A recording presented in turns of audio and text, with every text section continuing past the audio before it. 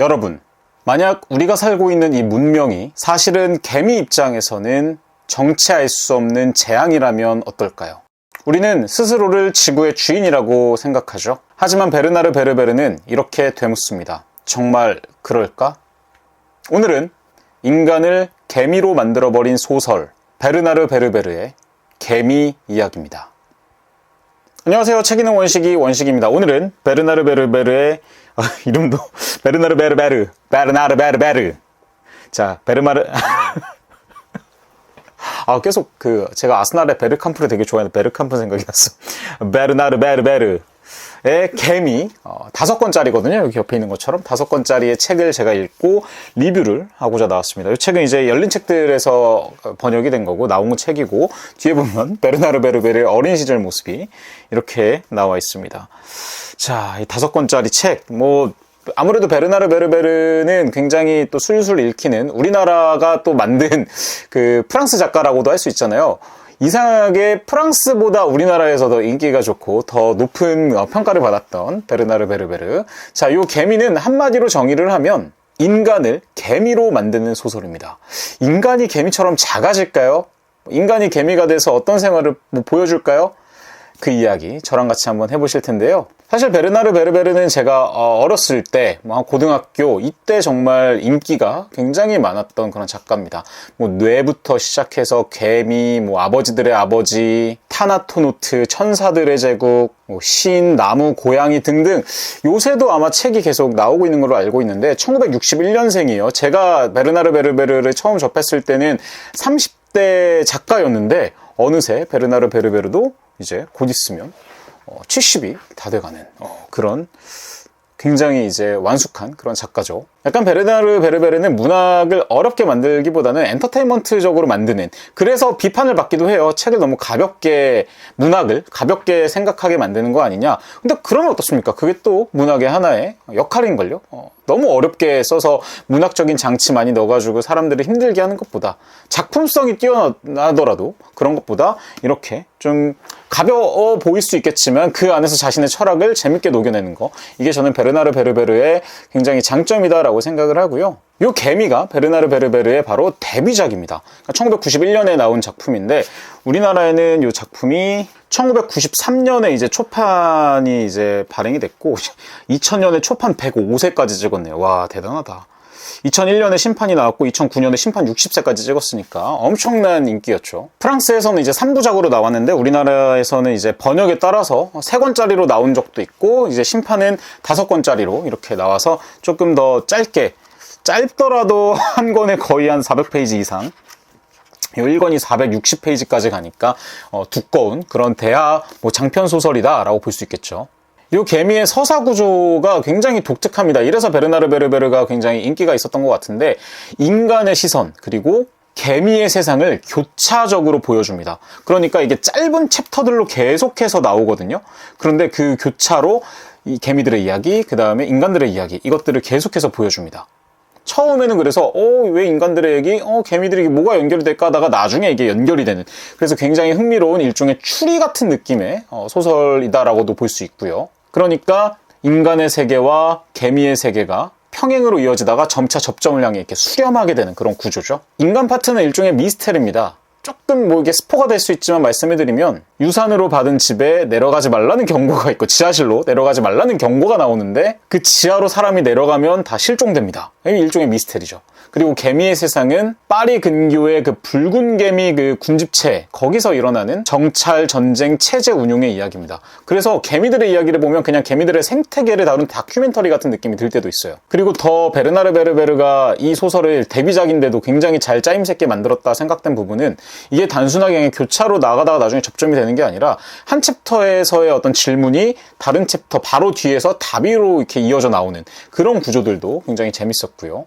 등장인물을 조금 말씀드리면 일단 조나탕 웰스라는 인물이 나옵니다. 이야기의 출발점이라고 볼 수 있는데요. 삼촌 사후에 아파트를 상속을 받고, 삼촌 이름이 이제 에드몽 웰스인데 에드몽 웰스의 사후에 아파트를 상속을 받게 되고 가족과 이주를 하게 되죠. 근데 이제 지하실로 내려가지 말라라는 경고가 써 있었어요. 그 이사간 집에. 근데 그걸 어기고 지하로 향하면서 미스터리가 지속되는 그런 인물로 나오게 되고요. 그 다음에 이제 에드몽 웰스, 조나탕 웰스의 삼촌인데 굉장히 중요한 키를 가지고 있는 인물이죠. 물론 이제 죽은 사후의 이야기로 나오긴 하지만 소설 속에 그 백과사전 이야기들이 계속 나오거든요. 상대적이고 절대적인 지식의 백과사전, 아마 이거는 단행본으로도 또 출판이 된 것도 있는 걸로 알고 있는데 저도 아마 소장하고 있을 거예요.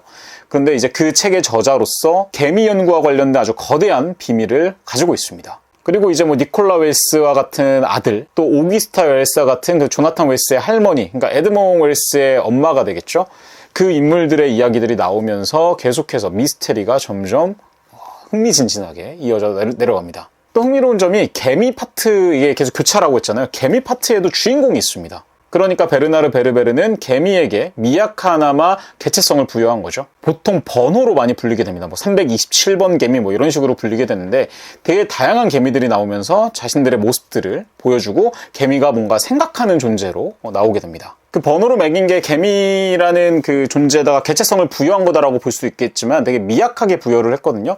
그 얘기는 개미 하나하나에 집중하기보다는 개미라는 문명 전체를 하나의 어떤 그 단체로서, 집단으로서 바라보는 관점 때문에 그렇습니다. 그러니까 여왕, 뭐 병정, 일개미, 정찰대 등등 요 개미 세상의 하나의 체계가 하나의 국가처럼, 즉 문명서사의 느낌이 굉장히 강하게 작용을 하는 거죠. 인간 파트에서는 공간 미스터리가 서사를 이끌어갑니다. 그러니까 지하 세계로 들어간 인물들이 다 실종이 되잖아요. 그걸 보면서 지하는 단순한 지하실이 아니었구나, 이것들을 우리가 점점 읽으면서 알아가게 되는 그런 미스테리가 있고요. 개미 서사에서는 정찰대가 알 수 없는 상부의 힘에 의해서 괴멸되면서 개미 사회는 이것을 뭐 다른 종이나 혹은 다른 개체의 신무기로 의심하게 되고, 군체는 생존을 위해서 계속해서 거대한 결정들을 내리면서 전쟁과 확장, 생존을 계속해서 가는 그런 서사를 보여줍니다. 정리해서 말하면 인간 파트는 뭔가 금기 공간에 대한 스릴러라면 개미에 대한 서사는 국가 생존 전쟁물에 좀 가깝다라고 볼 수 있겠죠.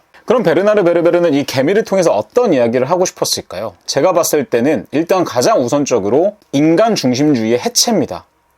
인간이 살고 있는 세상, 인간이 지배하고 있다라고 여겨지는 이 지구상에 인간이 아닌 다른 종들 굉장히 많잖아요. 그 중에 하나인 개미를 전면에 내세워서 읽을수록 인간이 이 세상의 주인이 아니라 그냥 하나의 종에 불과하다라는 느낌을 계속해서 받을 수 있게 만듭니다. 그리고 이제 개인과 집단에 대한 생각도 해볼 수가 있는데요. 개미는 집단지성의 극단에 있고요. 인간은 개인성의 극단에 있습니다. 이 작품은 둘 중에 뭐가 우월하다, 뭐가 더 열등하다 이걸 이야기하지 않고 각 시스템의 강점과 뭐 잔혹함, 냉정함을 아주 여실하게 노출시킵니다. 또 개미 세상에서 일어나는 전쟁을 보면서 저는 우리 인간 세상의 전쟁도 좀 느낄 수 있었는데요. 개미 세상의 전쟁은 어떤 뭐 명분 혹은 뭐 정, 이런 인간의 감정 이런 걸로 되지 않고 철저하게 기능적입니다. 자신들의 생존에 필요하면 전쟁을 하는 거죠. 그걸 보면서 오늘 제가 이 영상을 찍는 오늘 이제 1월 3일이거든요. 근데 이제 미국이 베네수엘라를 침공을 했어요. 그래서 마두로 대통령을 이제 체포했다라고 이야기를 하는데 어떻게 보면 일종의 전쟁의 시작이라고 볼 수 있잖아요. 그걸 보면서 인간 세상에 이런 그 전쟁이 과연 생존을 위해서 하는 건가, 정말 기능적인 건가, 이것들을 좀 느낄 수 있는 하나의 거울 장치로서 활용되고 있다. 그러니까 30년도 더 전에 쓰여진 책인데도 그 개미 세상의 전쟁을 보면서 그걸 좀 느낄 수 있었던 포인트가 되고요. 그 다음에 이제 이 책이 재밌는 이유 중에 하나는 중간중간 그 에드몽 웰스가 지었다라고 하는 그 백과사전 이야기가 나오잖아요. 그게 중간중간 삽입이 되어 있는데 이걸 보면서 독자는 이 책이 실제 있었던 일이구나 라는 그런 느낌을 받을 수 있게 만들어줍니다. 또 실제로 개미에 대한 정보들도 많이 나오는데 개미가 이런 존재구나 라는 것들도 지식적으로 우리가 얻어갈 수 있는 그런 책이다라고 생각이 들고요. 그래서 이 책은 단순하게 엔터테인먼트적인 요소로만 보기에는 너무 많은 것들을 담고 있습니다. 일종의 문명 철학 소설이라고 봐도 무방할 것 같고요. 인간도 개미도 어느 한편을 들지 않고 서로가 다 한계가 있는 존재다. 즉 인간도 하나의 종에 불과하다라는 것들을 보여주고, 그렇다면 다른 종이 답이냐? 이게 아니라 그냥 지구상에 있는 모든 종이 지구에서 서로 공존하며 살아가야 된다라는 것들을 좀 보여주는 것 같습니다. 제가 보기에 이 책 핵심을 하나 딱 이야기를 하라면 저는 이렇게 좀 정리할 수 있을 것 같습니다. 소통하지 못하는 문명은 서로를 이해하지 못한 채 서로를 파괴한다. 인간은 좀 탐구한다라고 생각을 하지만 결국 이게 다 개미에겐 재앙으로, 뭐 책을 읽어보신 분들만 아시겠지만 재앙으로 다가오거든요. 그걸 보면서 과연 지능이 다르다는 것은 누가 위고 누가 아래를 의미하는 건가, 이런 생각도 해봤고요. 즉 베르나르 베르베르가 정말 잘한 점이 인간을 절대 악으로 그리지도 않고 개미를 또 피해자로도 그리지 않는다라는 점, 이런 점들이 정말 좋았다 싶었습니다. 정리하겠습니다. 우리는 개미를 밟으면서도 아무 죄책감을 느끼지 않습니다. 그렇다면 우리보다 더 거대한 존재가 우리를 바라본다면 어떨까요? 베르나르 베르베르의 소설 개미는 단순하게 재미에 그친 소설이 아니라 인간이라는 종에 대한 거대한 질문입니다. 여러분은 어떻게 생각하시나요? 우리는 정말 지구의 주인일까요? 아니면 수많은 종의 문명 중에 하나일까요? 지금까지 책 읽는 원식이었습니다. 댓글알족 안녕.